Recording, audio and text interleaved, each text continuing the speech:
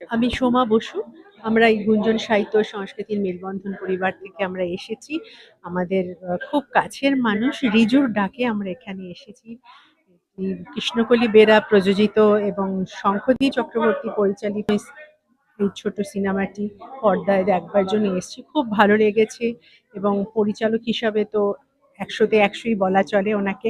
এবং তারপরে সকলের অভিনয় ভীষণভাবে মনোগ্রাহী হয়ে উঠেছিল।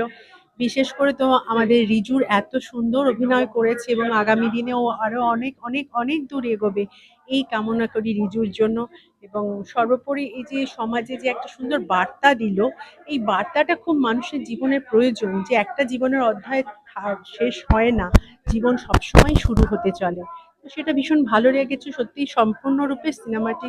শঙ্খদাকে অনেক অনেক অভিনন্দন এবং এইভাবে সুন্দর সুন্দর সিনেমা আমাদের উপহার দিক, আমরা আসি দেখি এবং আমরা অনুপ্রাণিত হয়ে আমরাও যেন এগিয়ে যেতে পারি এসব কাজের মধ্যে দিয়ে।